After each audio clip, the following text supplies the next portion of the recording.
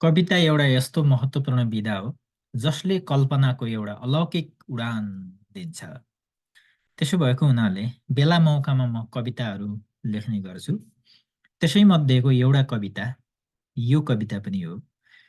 यो कविता मैले Florida literature सोसाइटीमा पनि वाचन गरेको थिएँ र धेरैजसोले यो कवितालाई मन पराउनु भएको कविता हो। यो कविताको शीर्षक छ आमाको मायाको मूल्य। यसलाई वाचन गरेर म सुनाउँछु। संसारकै महान गणितज्ञलाई मैले सोधे, संसारकै महान गणितज्ञलाई मैले सोधे, तिमी पहिलोपल्ट जन्मिँदा तिम्री आमाले तिम्रो घाँटीमा हालिदिएको 3 थोपा दुधको मूल्य कति हो? संसारकै महान गणितज्ञलाई मैले सोधे, तिमी पहिलोपल्ट जन्मिँदा तिम्री आमाले तिम्रो घाँटीमा हालिदिएको 3 थोपा दुधको मूल्य कति हो? कहिल्यै कुनै गणितीय प्रश्नको उत्तर नअकमकिकन दिन सक्ने गणितज्ञ पहिलोपल्ट अकमकियो। हिसाब निकाल्न थिच्दा थिच्दा उसको बुढो क्याल्कुलेटरले श्वास फेर्न छोड्यो। हिसाब निकाल्न थिच्दा थिच्दा आमाको मायाको मूल्यको हिसाब निकाल्न थिच्दा थिच्दा उसको बुढो क्याल्कुलेटरले श्वास फेर्न छोड्यो। उसले जीवनभर आविष्कार गरेका गणितका सूत्रहरू सकिए। अह, तर हिसाब निस्किएन। धरतीको सबैभन्दा ठुलो गणितज्ञले धरतीको सबैभन्दा ठुलो गणितज्ञले पहिलोपल्ट मेरो प्रश्नसँग आत्मसमर्पण गर्यो। संसारकै महान भाषाविदलाई मैले सोधे, गणितज्ञले हिसाब निकाल्न नसकेपछि आमाको मायाको मूल्यको म चाहिँ भाषाविद कहाँ गए। संसारकै महान भाषाविदलाई मैले सोधे, तिमीले सिकेका कैयौं भाषामध्ये तिम्रो हृदयले छुने भाषा कुन हो? कसले सिकाएको हो? भाषामा जस्तो प्रश्नको पनि सटिक जवाफ दिन सक्ने भाषाविद पहिलोपल्ट अल्मलियो। उसले स्मृतिका पाना पल्टायो र भन्यो, मातृभाषा आमाले सिकाउनु भयो। त्यसपछि म रसायनशास्त्री कहाँ जान्छु। संसारकै महान रसायनशास्त्रीलाई मैले सोधे, तिमीले आविष्कार गरेको कुन रसायनबाट बनेको क्याप्सुल खाएपछि तिम्री आमाले गरेको माया बराबर आनन्द आउँछ? संसारकै नामुद रसायनशास्त्री पहिलोपल्ट धर्मरायो। उसले रसायनशास्त्रका ठुला ठुला ग्रन्थ पल्टायो। उसले रसायनशास्त्रका ठुला ठुला ग्रन्थ पल्टायो, तर त्यस्तो कुनै रसायन भेटेन जसले आमाको माया बराबर आनन्द देओस्।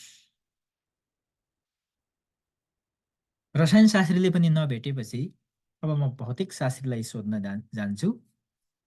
मैले संसारकै महान भौतिक शास्त्रीलाई सोधे, तिमीले पत्ता लगाएको कुन चाहिँ तरङ्गले तिम्री आमाले तिमी सानो छँदा हातका औँलाले कपालभित्र कुती कुती गरे बराबर खुसी प्राप्त हुन्छ?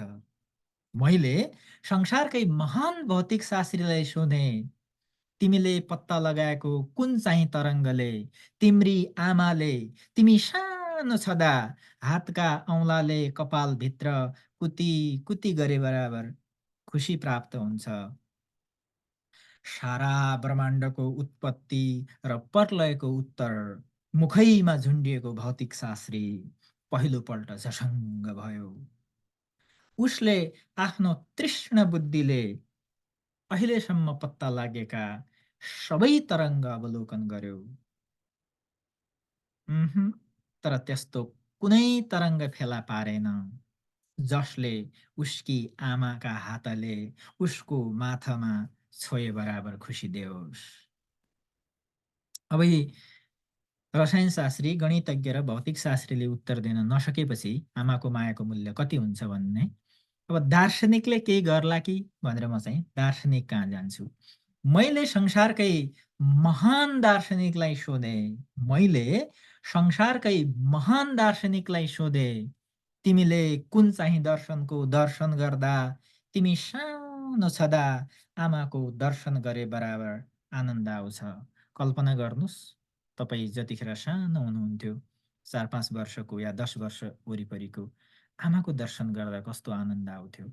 मैले संसारकै महान दार्शनिकलाई सोधेँ, तिमीले कुन चाहिँ दर्शनको दर्शन गर्दा तिमी सानो छँदा आमाको दर्शन गरे बराबर आनन्द आउँछ। विश्वकै महान दर्शन पढ्दा पढ्दा हिमाल झैँ सेतै फुलेको दार्शनिक, मेरा सानो प्रश्नले ठुलो बेचैनीले रन्थनियो। विश्वकै महान दर्शन पढ्दा पढ्दा हिमाल झैँ सेतै फुलेको दार्शनिक, मेरो सानो प्रश्नले ठुलो बेचैनीले रन्थनियो।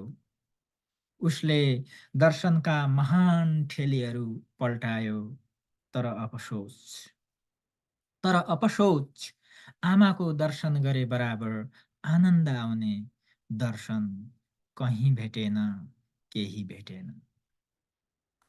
अब कहाँ जाने होला? अब सङ्गीतकार कहाँ जाउँ?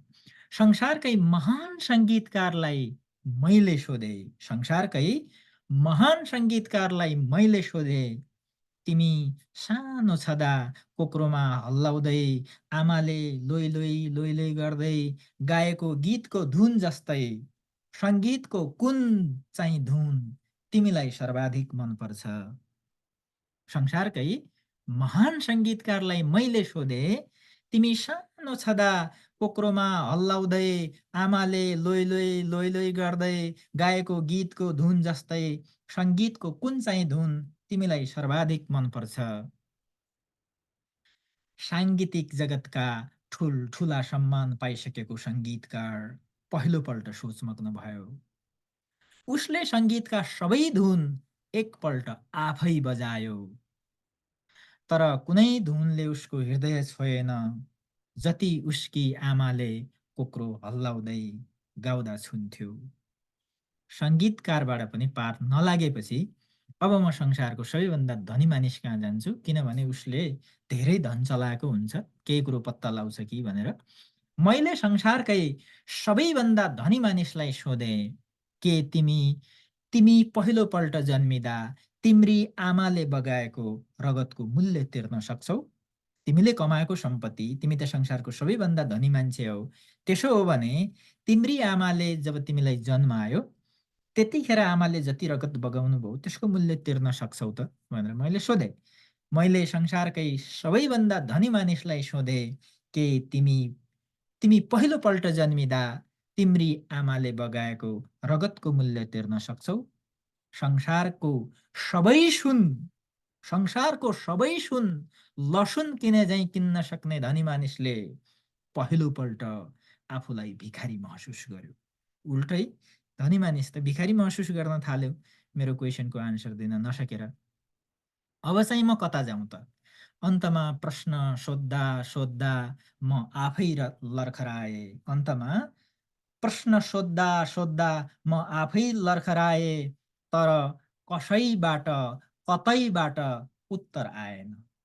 आमाको मायाको मूल्य कति भन्ने उत्तर कसैबाट आएन, कतैबाट पनि आएन।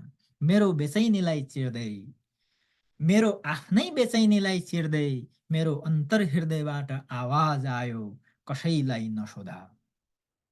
मेरो आफ्नै बेचैनीलाई चिर्दै मेरो अन्तर्हृदयबाट आवाज आयो, कसैलाई नसोध। अमूल्य प्रश्नको उत्तर पनि अमूल्य हुन्छ। अब तपाईँ आफै भन्नुहोस्, के म यो प्रश्न अरू कसैलाई सोधे हिँड्यौँ?